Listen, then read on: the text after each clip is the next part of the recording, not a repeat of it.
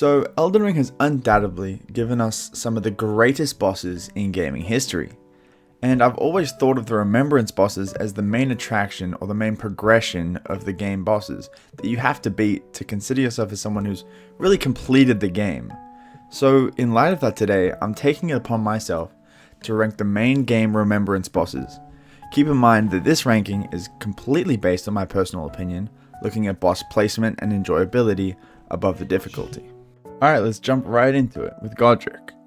Following Margit, it's really a basic boss that introduces you to the mechanics of the game. One of the easier bosses for most, Godric tends to land himself fairly middle ground on most people's lists, but taking into account the trek through Stormveil Castle and his positioning, I'm going to place him safely just into the A tier. Great introductory boss with low difficulty, allowing you to really delve into the mechanics of Elden Ring, such as rolling and spacing, and depending on what build you're running, you can have a significantly different experience with them, which I love that aspect. Most of us Elden Ring fans play the game to experience the insane boss designs and gimmicks that it throws at you, ranging a wide scale, but Renala is really a letdown in my personal opinion. Being the first two-phase boss, it fails to grasp the intensity of a fight spanning multiple phases. The first phase is just tedious, and it basically an interference fight before the second phase. I can't help but feel that they could have expanded on this fight and really created an enticing air around two-phase bosses as a whole. Because of this, I'm placing her in the C tier. Leonia is an amazing open world area that I would encourage any to explore. But as a player, I dislike the fact that even to enter the academy, I'm required to run an entire length of about 1,000 football fields before even having the liberty to find the gate in. Her second phase is a lot of fun, and her utilization of summons and magic in tandem is what places her in this position as opposed to a D tier. Radahn is a very interesting character. The backstory behind him is amazing, and the seamless play of the fight is really enjoyable. Radahn is the first fight where I find myself really engaging into the fight and the story. The implementation of the summons as a part of the festival is an amazing idea and absolutely doesn't take away from the fight at all, with their damage being honestly negligible and Radahn's wide sweeping attacks really just being able to hit everything. Radahn is one of my favorite fights in the game and is easily placed into the S tier. Nothing much else needs to be said. He's cold, he's fun. It's also the first fight where you can ride Torrent, and that's a pretty cool new gimmick, you know? And following Radahn, you can find Nokron, the Eternal City. One of the most amazing designs of an area that you'll find in Elden Ring, and Ancestor Spirit happens to be in there. The tedious fight that is Ancestor Spirit, I mean seriously, it's what makes me not want to put it in S tier or A tier. It is exceedingly difficult to actually land a hit on the leg of this deer, which would be an interesting gimmick if this boss fight had any sort of difficulty at all. It's like they tried to implement an idea and it fell straight on its head.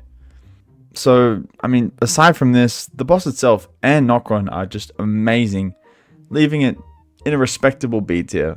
I can't put it any lower. Nokron is just really, really amazing. Ancestor Spirit is a bit annoying, but just super easy. And the design of Ancestor Spirit is a really good one. So, B tier, very respectable. I love it. Next, we have the first fight to have its own unique weapon. And that's going to be Rykard and the God-Devouring Serpent. In my opinion, it's just one of the greatest fights in the game.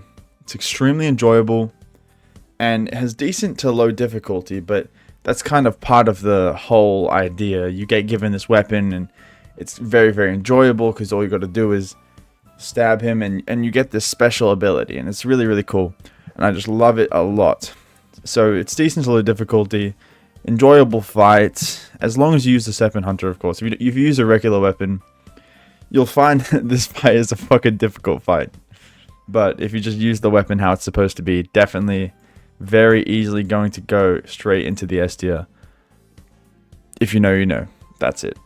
Estelle is for most an annoying and stupid fight that with the outright stupid requirements to get there is really not worth your time. You got to go through Rani's questline. When you beat Natural Born of the Void, and you got to go to the Lake of Rot, and it's a whole trek to get there. And a lot of people think that's super annoying. In a regular playthrough, if you don't go out of your way to come here, like, it's just not something you'll find. But honestly, after I've beat Natural Born of the Void, which is the Remembrance, and in Mountaintop of the Giants, you can find, or maybe Consecrated Snowfield, sorry, you'll find a Stell of Darkness, which is basically the same boss, but a little bit harder. I've actually got a special place for this guy right in my heart. So I really, as annoying as he is, and he's got a lot of attacks that I really don't enjoy, but really I do love him as a boss. Like, I don't have much to say. Really good, so I'm gonna respectably put him in B tier. I think C tier, D tier, look, I wouldn't be mad about it. I just particularly love Estelle quite a bit, so I'm gonna chuck him in the B tier. Fortisax. Fortisax is really, really an interesting one for me because I haven't had a load of experience fighting against Fortisax. I fought him maybe twice in a couple playthroughs, but I just don't really go out of my way to fight Fortisax. Like, he's very far out of the way. He's in a whole new area. You have to fight against fierce champions, and it's a whole lot of effort that I just generally don't put myself through to fight him. I mean, aside from that, he's both a visually stunning and deeply challenging fight. The encounter's really atmospheric. I love the arena with all the moss and the vines and everything. It's really, really amazing. His use of lightning attacks and sweeping physical moves, like, I just love the cinematics of this fight. It's just amazing. But his aggression is just so difficult to, like, deal with. And you just I don't see myself with it. I do love him as a character, but he is quite annoying. So I really can't put him up here. And I also don't really go out of my way, like, tons to fight him. So I probably won't put him in B. So I'm going to chuck him in C tier. I think that's a fair place to put him. I can understand if people would think that that's wrong, but I generally don't fight him as much as you guys might have, which is fair enough. Leave him in C tier. That's it. Next off, we've got Morgott. Look, Morgott, in a first playthrough, Morgott is very, very annoying. I must say, he's very annoying. His attacks are relentless. He never stops moving, not to mention that he flies around as fast as the speed of light. But, like, look, his use of holy attacks, how fast he is in his range, it's a really fast-paced fight, and it really keeps you active, keeping you thinking and reacting. And I love the arena design. It's just, outside, it's like really representing the fact that he's defending the Erd Tree even though he wasn't given the grace. I love the backstory, and like, his presence as he stands there and his lore, it heightens the intensity of the fight. And his attack patterns, they're really telegraphed, but they're very punishing if you don't dodge them properly. It gives a perfect balance of challenge, but it doesn't feel unfair to a degree, as you can use Melena, and the combination of engaging combat mechanics and the narrative payoff makes Morgott's battle one of the more satisfying encounters in the game.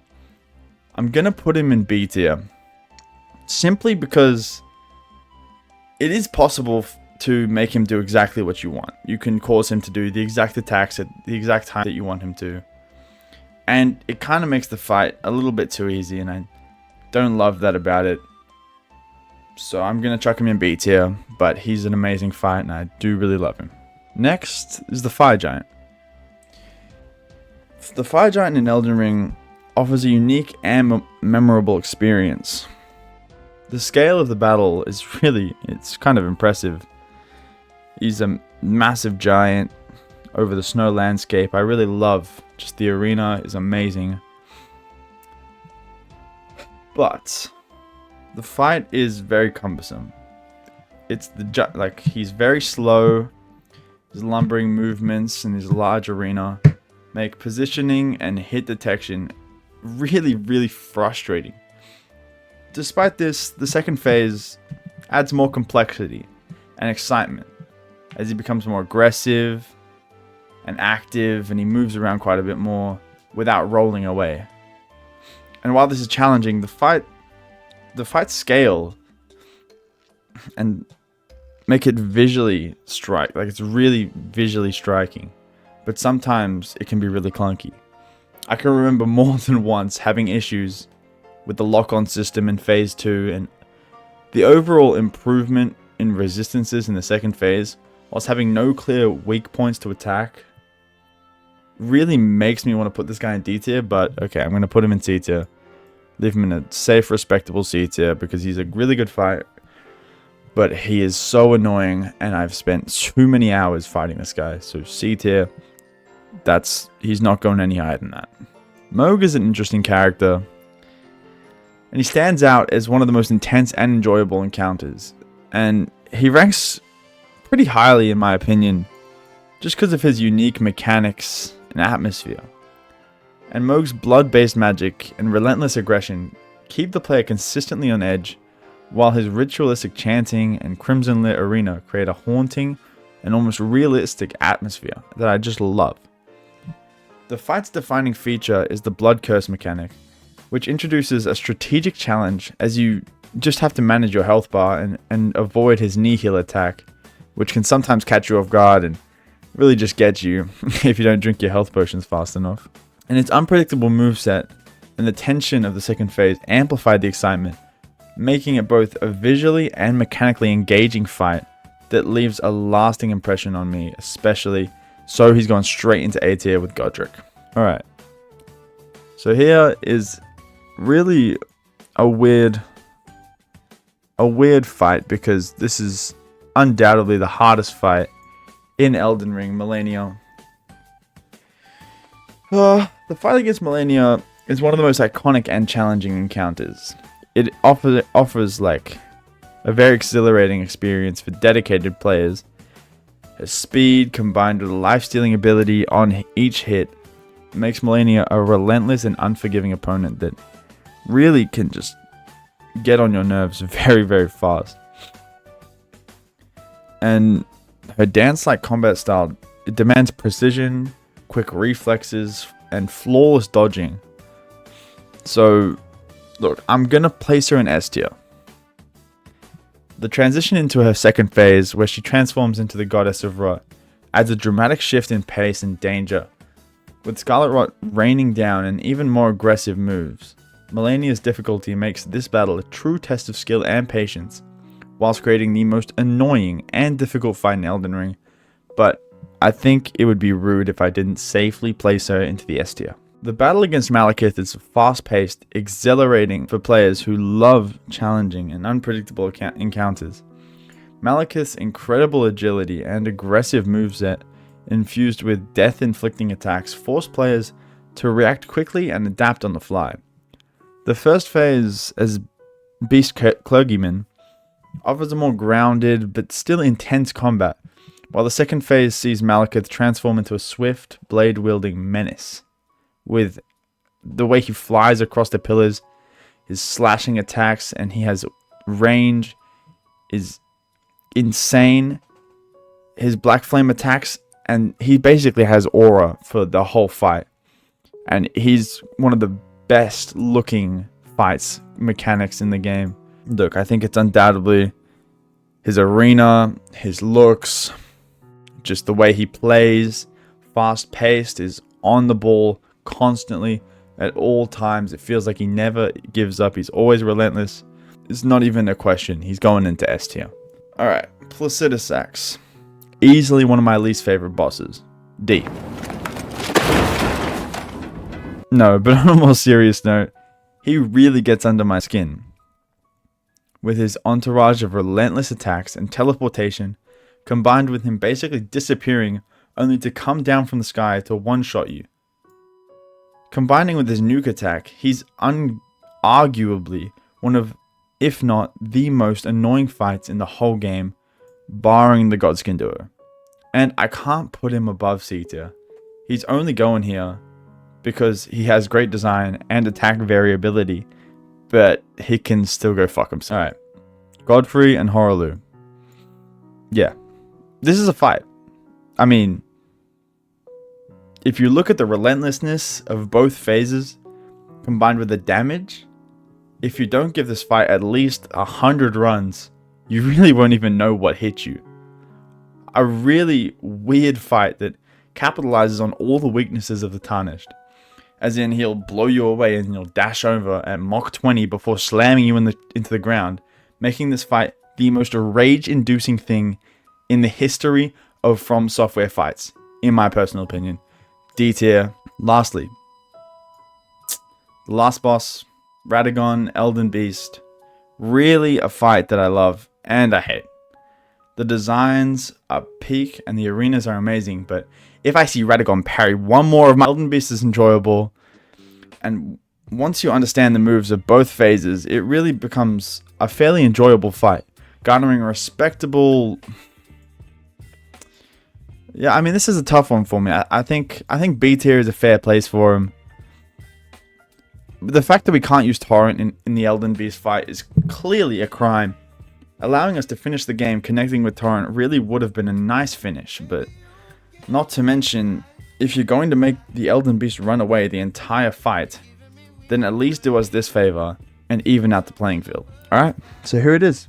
This is my Remembrance boss tier list. I know there are tons more bosses out there, but this is my list and maybe I'll add more to it in the future. I hope you like the list and comment what you guys think, because I'd love to hear about it. Be sure to like and subscribe for amazing content, and I really appreciate all the support, and I'll see you all in the next video. I'm signing off.